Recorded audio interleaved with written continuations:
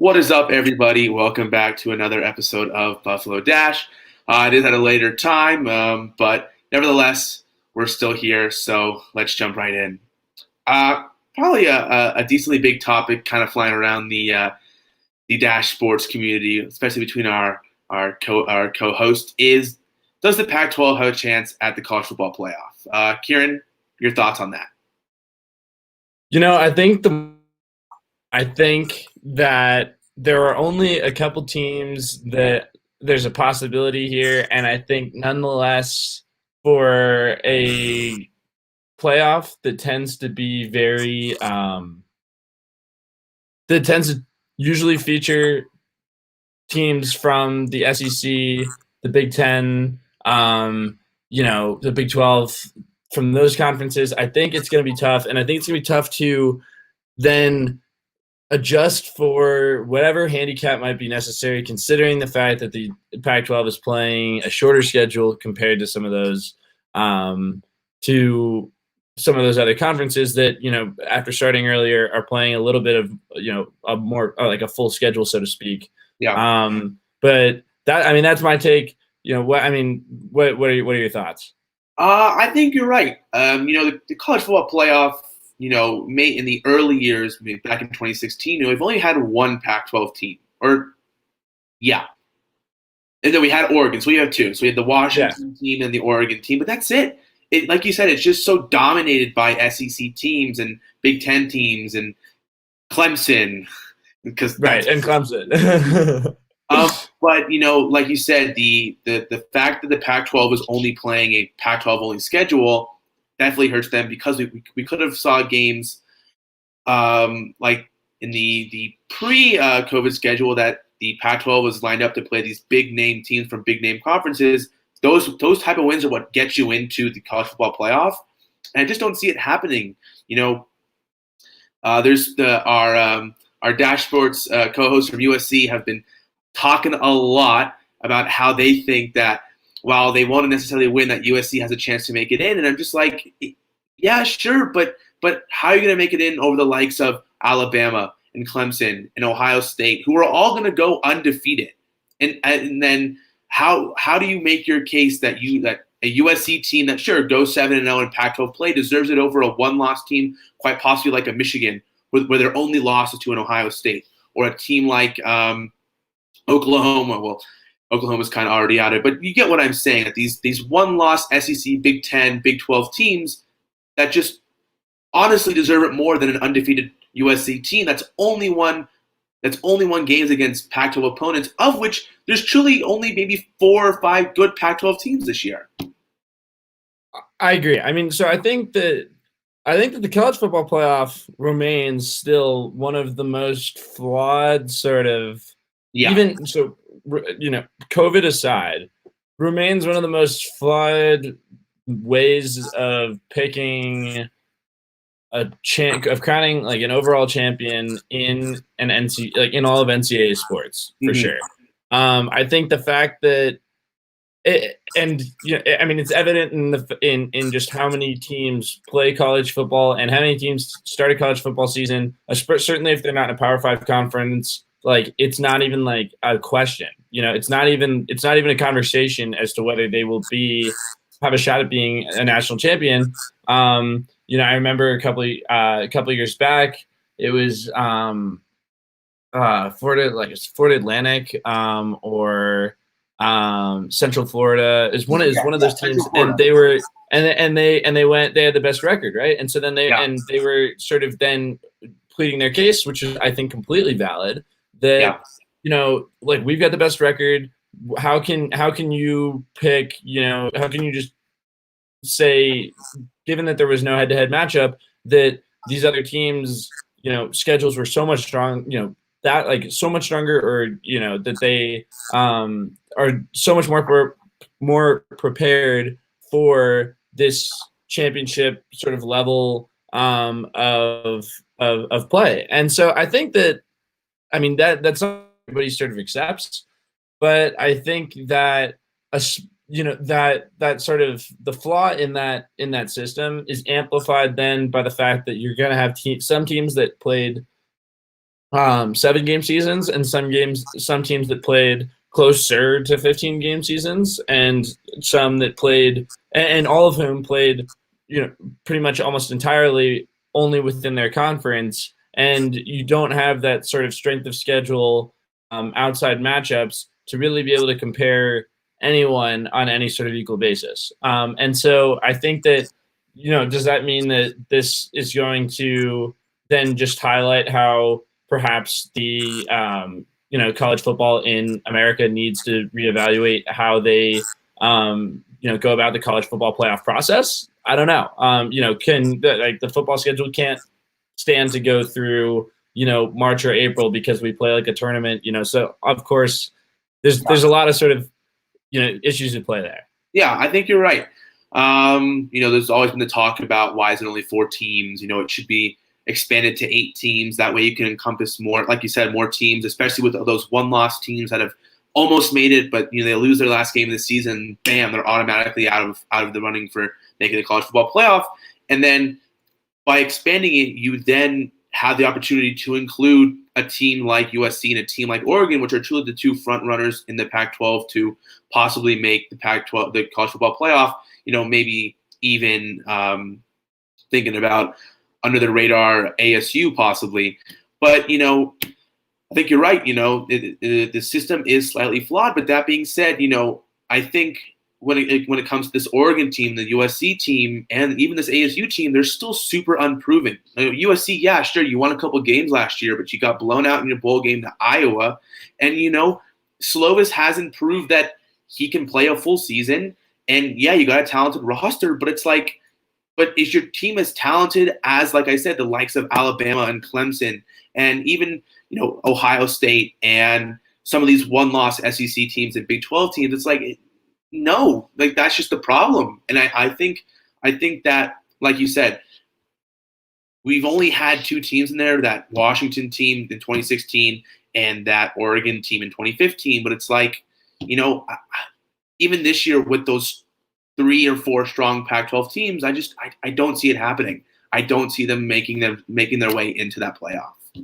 Yeah, and I think then, and for the likes of in Oregon or something, they only the other thing for the Pac-12 is the fact that even if Slovis proves that he's that he's making huge strides over the offseason, and then they're blowing out with teams within the Pac-12.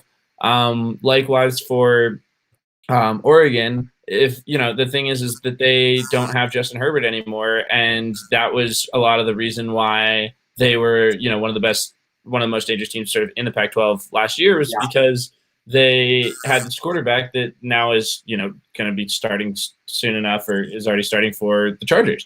It's the kind of thing where they that's also that's again like part of the nature of college football, is the fact that there isn't, we're not talking about NFL team. We like to talk about college football like they're NFL teams, right? Where they, sort of like, oh, like how have they built up their defense this year, their offense this year, or whatever. And the difference between them is that like every year, it's a turnstile, and that they're getting rid of half their team, year in and year out, which is just the nature of college football in general. And so I think that unless we see something extraordinary with either the likes of an Oregon or USC once the season begins, in terms of them not only showing up to beat their Pac-12 opponents, but showing up to blow them out.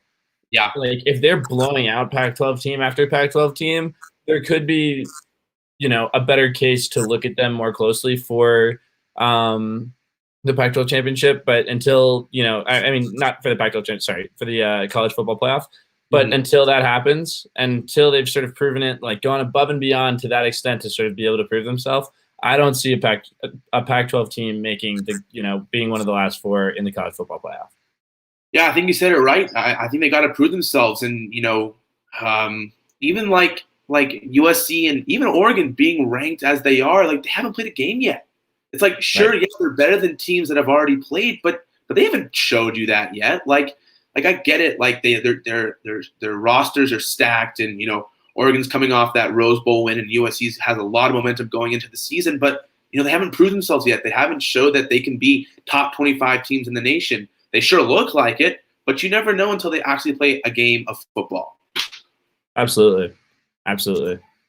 So, I mean, it's going to be interesting to see. But like you said, I think it's going to come down to if they can prove themselves that not only they can win games, but they can win games handily and put games away. Because if either of them lose a game, the conversation goes right out the window.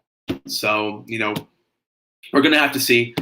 We're going to have to see. But speaking of proving themselves, recently the Pac-12 has announced their start times for all their Friday night games, and that game will be home against Utah, and it was announced that we are the later game that Friday.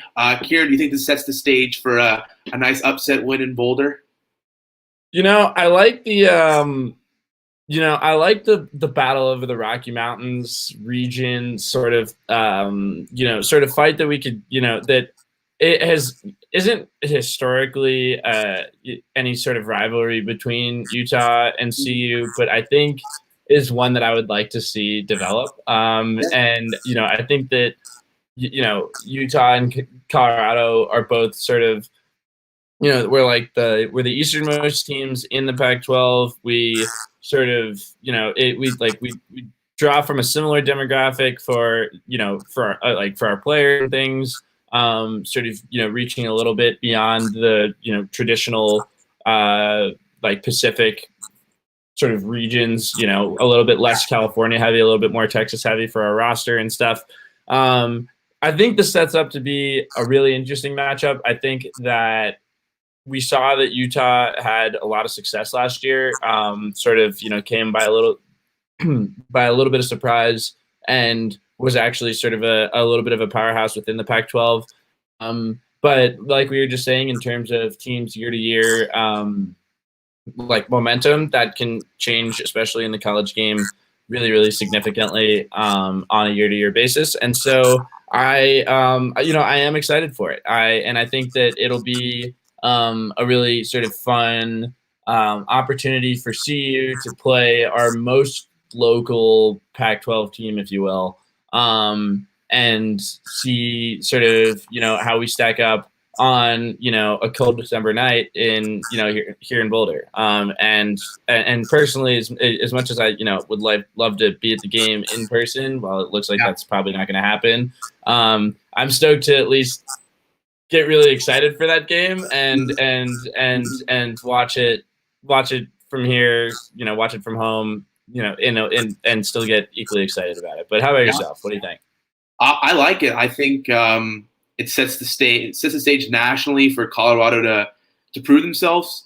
Like I said, I had that as an upset game, but even if they lose, I'd love for that game to be close, considering it's televised, considering it's going to get a nice Friday night spotlight. Well, like you said, I definitely would like to see this sort of rivalry develop. The Rocky Mountain rivalry, whereas the ASU U of A one, the UCLA USC one, the Washington schools, the Oregon schools, but it seems like Utah and Colorado are the only ones that don't have two Pac-12 schools in their states for some reason. But like you said, I think it's a great rivalry to develop. It's something I think the Pac-12 can build on. I talked about this in the beginning of when Buff Dash started, that this is definitely a rivalry that the Pac-12 should start promoting a lot more. They already promote enough the UCLA USC rivalry and the U of A ASU rivalry. It's getting kind of tired and kind of old, and I think they got to get the jumpstart something new in the Pac-12 and get the Pac-12 football exciting and something that people want to watch outside of Pac-12 football fans. And I think this could be the rivalry. Yeah, sure, Utah's good at the better team. There's no doubt about it. But like you said, momentum can swing one year, talent can swing one year. It's a home game for Colorado. It's nationally televised. They know that. Utah knows that. And I think overall it's going to be a really good game, and it's going to be fun that it's the last game of the year, that's the Friday night game, and we're going to see what happens. I think you make a good point there in terms of comparing, what a Utah CU rivalry could look like compared to the sort of in-state rivalries that happen elsewhere. With you've got Stanford and Cal in the Bay, you've got USC and UCLA fighting over Los Angeles. You've got U of A, Arizona State, Oregon State, Washington. I mean, so all of that, like they've, there is, you're right, this like duality sort of up and down, the Western Seaboard. And so I think that for and when you look at all of them, there's in each one of those rivalries, at least as of over the course of the last 5 years, there's an obvious winner in every single one of them. You know what I mean? Like you go down the line, you look at it, and you're like Arizona State and Arizona, like Arizona State by a mile. Like USC and UCLA, USC by a mile. Like it kind of goes on, and Oregon State, Oregon by a mile. It kind of just goes on and on. And I think that so of all of the inter-region rivalries, for lack of a better word, I think that the CU USC one, the CU Utah one poses perhaps the best, like the most potential for being like the most competitive of those inter-region rivalries. And I think that given CU and Utah's also just sort of like individual rises in their sort of Pac-12 prominence, it would sort of like, they're both like have a little bit of like a new kid on the block sort of aspect to them, that they could really like, having that all of a sudden be the fiercest rivalry to watch. CU doesn't even necessarily play CSU, who's out of conference, as part of like the Rocky Mountain Showdown every year anymore. Like that just sort of like this year is supposed to be, and it's not like on this like at this neutral site, down at the Broncos Stadium, as it once was. This year it was going to be up at CSU if they had played it. But every year, like that's not even a game. And so I think, for like the real Rocky Mountain Showdown to become this CU Utah rivalry, I think would be super, super, super sweet. Yeah, I like that. I also love that there's some sort of history already built upon that. CU beat Utah in 2016 to win the Pac-12 South, and it's like at that time Utah was a ranked team, CU was a ranked team, and then we kind of saw the steady decline of Colorado, kind of the steady decline of Utah, though they probably stayed a lot more relevant than Colorado did. But then we saw last year that the Utah had become that quiet powerhouse in the Pac-12, and this is a very unproven Colorado team, but give it 2 years and it can be right back up there with what happened to Utah this last year. So I like you said, the CSU rivalry, yeah, sure, it's historical and they're in-state rivals, but I think CU needs a Pac-12 rival, and people have talked about, it's USC because USC is like the California Boulder, and yeah, sure, that's fine, but I think Utah is the much better team to choose, and I think, like I said, the Pac-12 definitely needs to invest some of their time in that, in promoting that rivalry and really marketing that rivalry, because I think it's something that they can get going for them and something new and something not old like the USC UCLA rivalry.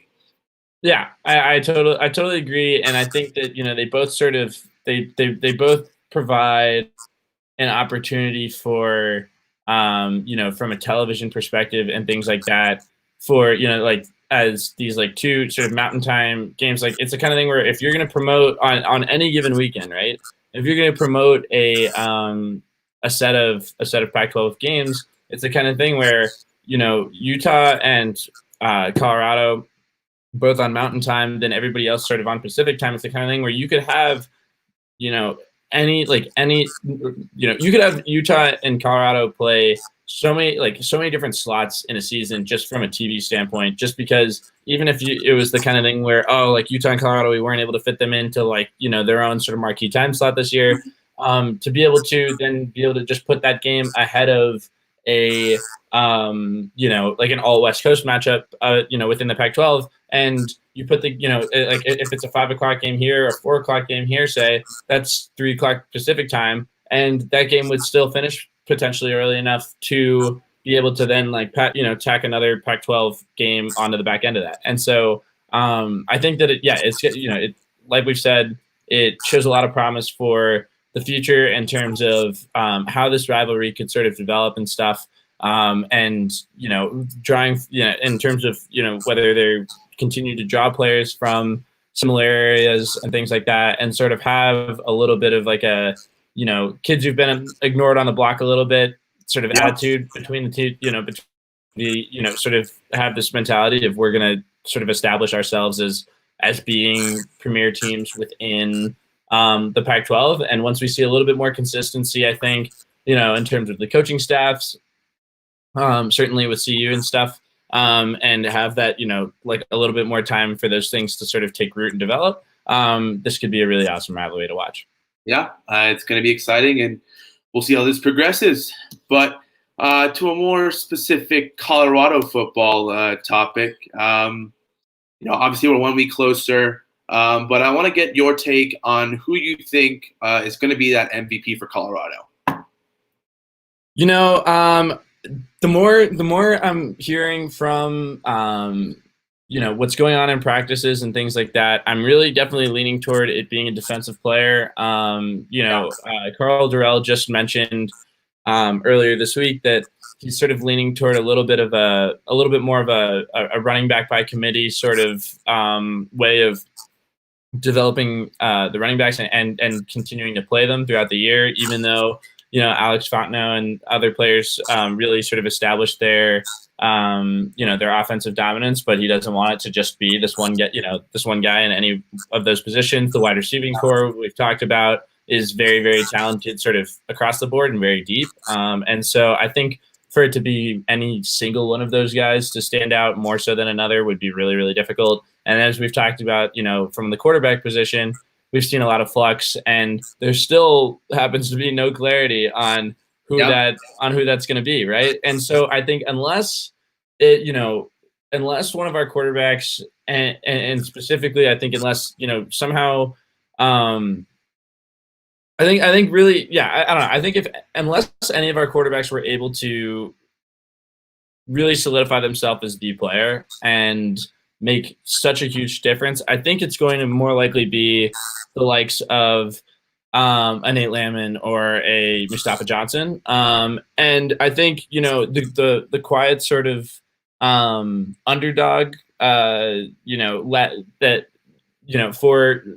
the MVP race, in my opinion, I think would be Stefano. You know what I mean? I think that having him, if he's kicking, if it's the kind of thing where we end up leaving him to kick, game winners, or it's and it's a matter of we're just like sort of these on the ground battles that not a whole lot of like these huge area passing plays and stuff, and we're leaving this to be a game that's decided on the margins with field goals. I think that then it's the kind of thing where that happens, enough games over the course of the season, and I think he could make a strong case for himself, as a veteran place kicker, in terms of his, how he deserves to be in that mix. But how about yourself? Who's on your radar? Wow, that was a good one. Kind of hit on it. I think, like you said, we're definitely going to be lenient on that defense. So I would not be surprised to see Nate Landman or Mustafa Johnson emerge as that MVP, just because also that they're these big name guys coming out of Colorado who have the potential to have really good NFL careers. So I also think that helps motivate them to perform better, especially Nate Landman, was all Pac-12 last year, who didn't get nearly enough credit in the Pac-12 community as he deserved, just because we saw how good that Oregon defense was last year and all of their players. But I think also as well, we have to look offensively. And I think a guy like Katie Nixon, who took his name out of the draft, which I think was the correct decision to do, just in that such heavy receiver draft. He just hadn't quite made a name for himself, but we saw his potential last year, his potential to be a number one receiver, fill in for the spots where Laviska was not on the field or at times he was injured. That if he can become that MVP both on the field as a reliant pass catcher, as the guy's got crazy speed for someone his size. He's small, he's agile. He can get up there pretty high. So I definitely think he can be that guy, like I said, on the field, but off the field, be that captain, be that leader, be that senior on that offense that really contradicts how that offense's attitude happens, and how if they're getting being forced 3 and outs and really not moving the ball, him stepping in, getting the guys fired up and coming back out that next possession and really showing that he can be a leader. I think that he can be a quiet pick. And I think now that you talk about it, Stefano definitely is a person who can emerge as Colorado's MVP, just because that, while this offense is gearing towards a more run dominant offense and more in the trenches, very much like it's going to take 3 downs to get a first down, and it's going to be on the harder side to move the ball. That if we're relying on a guy to kick field goals for our points and he doesn't, I think it's like, well, how can you not give it to the guy? He's pretty much scoring all our points, and he's being consistent, and he showed that he has the ability to be a consistent place kicker. As for someone who he has said that he wants to go into the NFL, especially considering his age and his senior season, that this is the time for him to shine and him to prove that he can be the lockdown place kicker that Colorado needs and prove himself to the rest of the Pac-12 and the rest of college football. Yeah, I agree. So and I think that's where Stefano has a chance to really be able to make his mark and sort of differentiate himself compared to the rest of the CU and, like you just mentioned, sort of the rest of the Pac-12 as well, and all of college football. And it's the kind of thing where, if the NFL's told us anything so far this season, it's that the place kickers can make the difference on the margins, especially at the beginning of the season. Kickers were missing, big kicks left and right that were making games either a lot closer or losing games for teams that they, otherwise should have won because they got within 40 yards of the field goal and they were like, all right, yeah, this is, this should be, our guy doing his thing. It's just routine stuff. I think that the only offensive player that I could truly see being an MVP, like a CU MVP candidate, so to speak, would be Brendan Lewis. I feel like, in addition to Katie Nixon, I think you made a strong case for Katie, and I think that if Brendan Lewis somehow ends up with the starting spot, and as a freshman, then sort of comes in and is able to, be somebody, make just the major sort of offensive difference that we need. Perhaps, we talked about I mentioned how the wide receiver core for CU is super deep, but we haven't completely established who is going to be the person who would be getting the ball to those guys in the first place. And the thing is that if there's not somebody consistent doing that, then that sort of, renders a lot of the wide receivers, a little bit tough to sort of consider as, as the most important playmakers in that respect, just because they don't have the ball in their hands enough. And so I think if, we're able to have a young quarterback show up and absolutely light it up, and on a consistent basis, that poses potential. But until we see something like that, I think that, the defense and the special teams are really going to have a lot more opportunities to shine, for better or for worse. And I think if it's the kind of thing where, like we already mentioned Landman and Johnson, but it's the kind of thing where while it's not always as sort of sexy of plays where they're not always necessarily, taking something super long into the end zone. It's not necessarily, the big, gets people just like, oh my God, that was crazy. But it's the kind of thing where if they're if they're making teams punt the ball on a regular basis, by just jamming running backs up the middle, by, kind of and being able to, allowing that secondary to really spread out and play close coverage on, other teams' receivers and set other guys up for success. I think that those guys are definitely going to be, or after a while, that's going to really sort of, it's going to become clear how essential those guys are to the CU football, to the CU football success. Yeah, like we've discussed before, this defense is what's going to win them games, and we've established that. So it's going to be interesting to watch how they come out and see which player really has the impact. But we've said a lot of good names, and I think that it's going to be fun. It's going to be interesting to see who can be that it factor for Colorado, because once they find that, I definitely think Colorado can get a lot of momentum behind that person and win some football games and surprise some people. But we're going to have to see. With that, I want to thank you guys so much for coming to another episode of Buffalo Dash. Want to keep up with us? Follow us on Twitter at the usernames below both of our beautiful faces. If you want to see more of Dash Sports, follow us at our social media on Twitter, TikTok, Instagram, and Facebook.